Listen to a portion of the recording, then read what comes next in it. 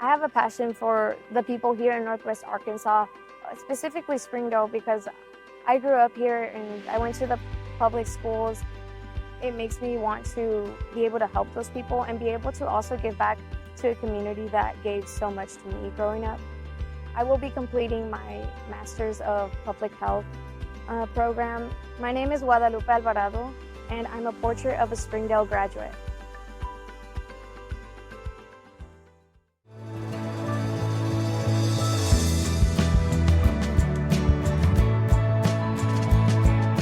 Hi, I'm Mary Jordan. Thank you for joining us for this episode of Springdale Today. Joining us today is Jones Elementary School Principal Jill Jackson, Arvest Sales Coordinator Jacob Barnes, and Jones Center Sports and Recreation Director Jeff Poole. Today we're at the Jones Center and we're going to be chatting about some really cool community partnerships that Jones Elementary has with both Arvest Bank and the Jones Center. Thank you both all for joining us today. We're so glad you're here. Thank you. Glad to be here. You know, Jill, what can you tell us about Jones Elementary, a little bit about the culture and your school family there? Yeah, so we truly are a family at Jones. You can feel it when you walk in the door. That's what so many people tell us. We have about 475 students, but we really are, we're just a tight-knit school family. We have a very strong culture there. All of our students and staff just truly support one another. And Jeff and Jacob, did you guys have a relationship with the school prior to entering into these partnerships with them?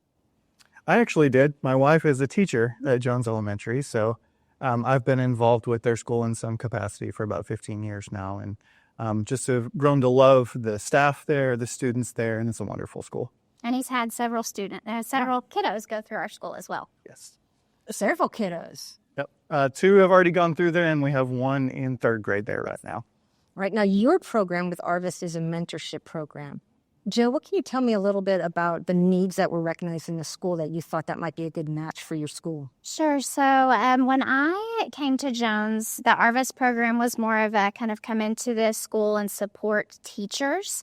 And so when Jacob and I sat down and met, we talked about, they'd been kind of coming in, helping teachers, helping in the classroom, reading books. And so we had kind of seen a need for students, especially coming out of COVID, just needing some support, needing kind of a mentor, needing someone to help them set goals, needing someone to help them, because parents were working a lot, working the night shift, working back-to-back shifts. And so we needed someone for some of those students that were going home maybe to an empty house, or, maybe parents were coming home super late. And so we talked about, well, what about a mentorship through Arvest? And so he had, about 5 or 6 employees that were really interested and invested. And so then we sat down with those and talked about the kids that we had that needed a mentor. And we were really, really thoughtful about what kids and what mentors we had. Were they Spanish speaking? Were they male? Were they female? And so then we really were specific about those needs and pairing those mentors up. So, Jeff and Jacob, why show up? Why invest in the students at Jones? Well, I know I can speak to, for us, so many of the Jones Center or the Jones Elementary students live within the boundaries of the Jones Center, right? They live very close, and they are the kids that we want to be affecting. They're the kids that we want to be helping with all the different things. And so for us, it was kind of a no-brainer. Like, they're in our neighborhood, so let's get them into our center. And it's amazing how many of them haven't ever been to the center before. That was really eye-opening for us. So for Arvest, it's we're big about community.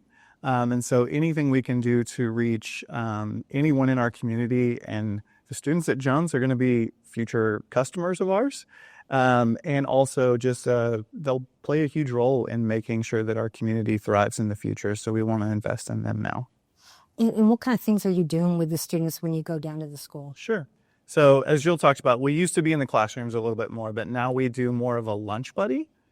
So we just spend some time with a particular student while they eat their lunch, get to know them, learn about what they like to do, and just be a support for them in any way that we can, whether it be bouncing ideas off of struggling with different things in school, or just being a friend to them and being a community member that they can trust. Do you have a student that you personally mentor? Yes, I do. I had one last year who was fantastic, and we built a good bond, and I see him in the hallways now and get to say hi to him. And the student I have this year, Jill selected him for me, and he has been a phenomenal friend in a way of just being able to get to know him, learn about his life, learn about what he likes about school, and just be a buddy to him. Do you think this is something that you might have been benefited from over the years or grown up? Sure. I don't know who wouldn't benefit from this. So I do remember when I was in middle school, we had community partners come in and do interviews and learn about like what jobs they do. So this is just a small piece of that to be able to make that community connection, because we all know jobs, housing, anything related to that, it's all about who you know. And so learning to make connections with community members is crucial for elementary students. Well, Jill, what kind of impacts have you seen in the school as a result of students having these mentors? Jacob's buddy's having a rough start to the morning. And so I said, I'm going to see your lunch buddy today, and don't forget he'll be here on Wednesday. And so that gave his buddy a good motivation to kind of like, okay, it reminds him, okay, I have an importance. I have a purpose. I have a reason. I have a why. And so he's like, tell my buddy I said hello. And I said, don't forget, you will see him on Wednesday. And so it just gives him some motivation as well. And just a reminder of, okay, I do have this upcoming event that's coming, and he is going to come see me. And there's a consistency there that he gets to see, because he doesn't have a male role model at home. And so he gets to have this male role model come in every week and give him some consistency. And that's nice too. Jacob, have there been any moments that have been particularly meaningful for you as a mentor? Sure. This particular student I have right now, before Christmas, I gave him a little card game because I learned he likes to play cards. And then I was back at the school a couple of days later to do something else within the school. And he came up to me in the hallway and he was like, Mr. Barnes, I have something for you. And he gave me a Christmas present as well. It was like a little skateboard from his house and a couple of other things that meant a lot to him that were just a small token of his appreciation. That's cool. That's really cool. I mean, if he's thinking about, you're on his mind even when he's not at school. We're here at the the Jones Center today, chatting with Jones Elementary School Principal Jill Jackson, Sales Coordinator for Arvest Bank, Jacob Barnes, and Jones Center Sports and Recreation Director Jeff Poole. Jeff, what can you tell us a little bit about the need for swimming here in Springdale that prompted the swimming mentorship program you guys are doing? Yeah, so I went to a conference and just looking at some statistics when it comes to drowning in students, and we realized that swim lessons are a necessity. This is a life-changing, life-saving skill. My boss always likes to joke, we're taught the recorder in school, but we're not taught how to swim, and one is probably a little more important than the other. And so we just realized that we really need to focus down on this idea of every child swims. And so that's our goal, is eventually to expand to every elementary school in Springdale. But we wanted to pick one that was close to us and close to our heart, and Jones Elementary was the one that we chose. Now, is it a matter of safety or physical education? A little bit of both, for sure. It's learning being safe around the water. It's learning water safety skills like swimming a pair with a lifeguard's chair and other Red Cross tips.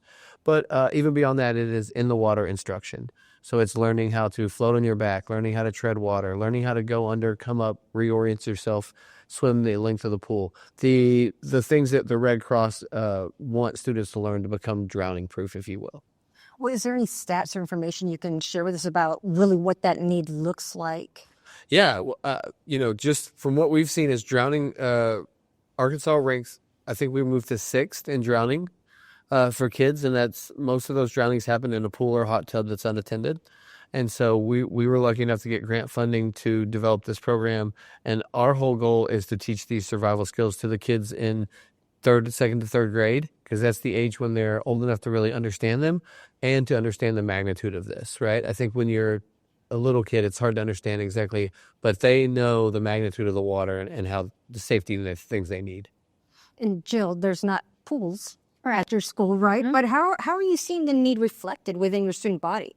Sure. So I think when the Jones Center and Jeff reached out to us about this program last year, it was a big idea, and so we did a school-wide survey first to see how many kids in our school can and cannot swim. And so that was kind of eye-opening for us to see that there is a big need for this. And so we talked a lot about it with our students and with our staff, and then with our PE teacher as well, to see, what is the need. And so it was a pretty great need.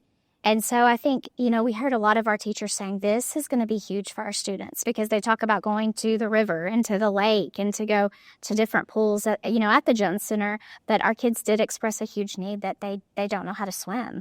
And so when we talked about focusing on one grade, which was third grade, and if we could continue with third grade each year, we could really, with this partnership, make a big difference in teaching one grade each year how to swim. And so we knew that would be a big impact for them.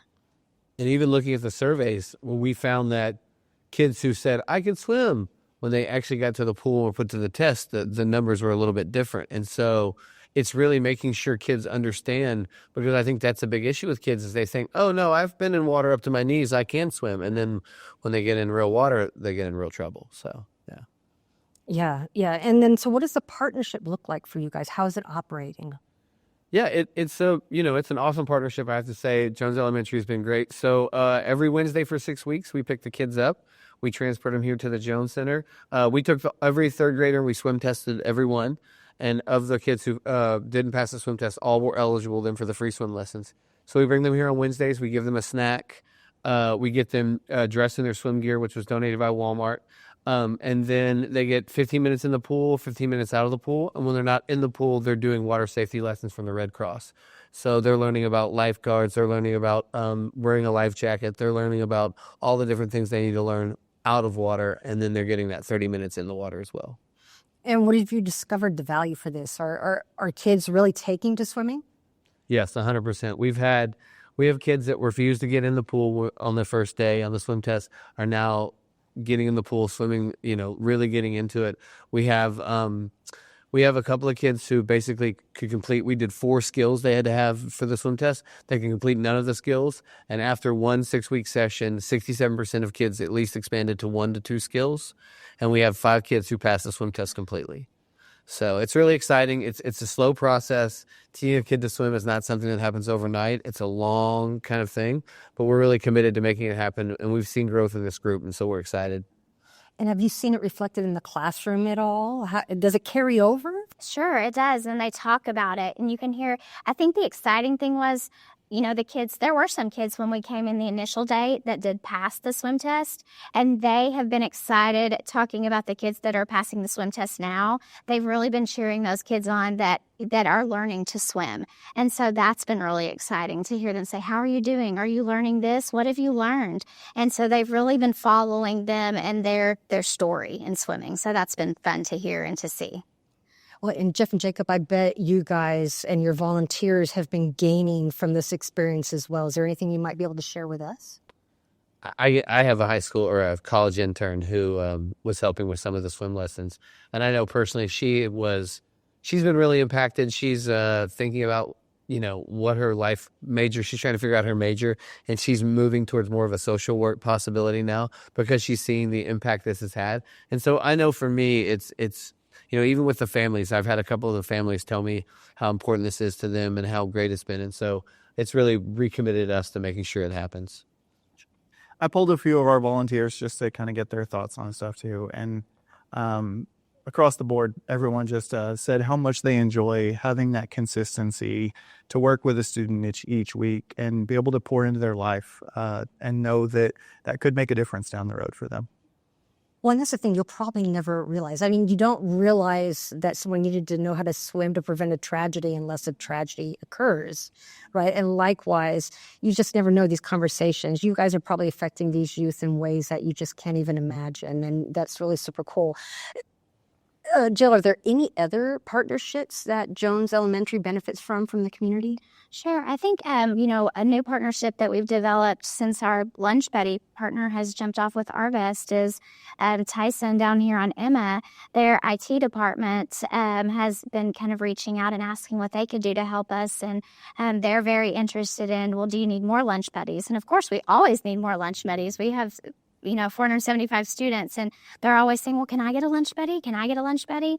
And so they have jumped in and asked, if we had, we have 11 people in our department. Could we reach out? And sure. So they have in the Women in Technology, which is coincides with their department. And so they have reached out and helped us with some fundraising this year to help make sure all of our students got T-shirts for Christmas. And did some fundraising, but then they also asked if they could work with us because Arvest helped cook for their fundraiser. And they're like, we heard they're doing lunch buddies. We'd like to jump in and do some as well. So I think just like he said, being a part of a community that's so giving, they want to jump in and be a part of this too. That is so cool. Now, if anyone were interested in working with your school, should they just shoot you an email? Absolutely. Shoot me an email or call Jones and they will get them in touch with me. All of our schools are listed on www.sdale.org if you need to find any of our schools. Now, is there anything that I haven't thought to mention? You guys are doing so many cool things with these kids. Is there anything that you'd like to share that I hadn't thought to touch on? I think the only thing that I just kind of wanted to add on is that one of the things with our swimming program is that there was no barriers. One of the things I came to Jeff and just said is that one of the problems that we're going to have is our kids may not have swimsuits and they may not have shoes to wear and they're going to have tennis shoes. And he was like, no problem, we'll figure it out. And we came up and our first day, all the kids got swimsuits, they got swim shoes, they got all of the things that they needed to be successful in a swimming program. And I think the same thing with Arvest. Anytime that we've been like, we don't have snacks for the kids or actually even for the teachers for an upcoming event.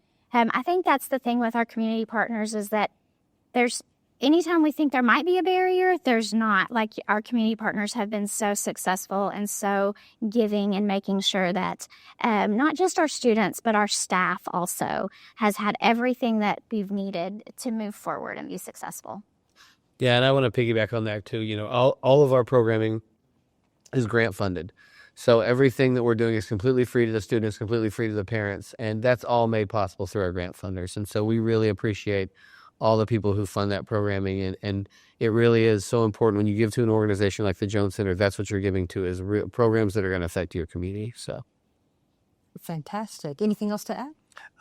Just been very happy to be a part of volunteering with Jones Elementary. We also have volunteers that work with Tyson Elementary, but personally, especially since my spouse works at Jones, it's always had a special place in my heart. Well, we're grateful. Thank you for everything you guys are doing. Thank you for making time to chat with us today. We look forward to seeing more about what's happening at your schools and all the amazing things that are happening. Thank you. Thank you for joining us. I'm Mary Jordan, your host, and I look forward to talking to you more in the future about what's happening in Springdale Today. Springdale Today is a production of the Springdale Public Schools Communications Office. The podcast is hosted by Mary Jordan and is produced and edited by Micah DeLacy. Be sure to subscribe to Springdale Today for free on your favorite podcast platform. And don't forget to follow Springdale Today on social media for episode updates and behind-the-scenes conversations. Thank you for listening. We hope you will join us in the future as we continue to learn about the amazing stories happening in Springdale today.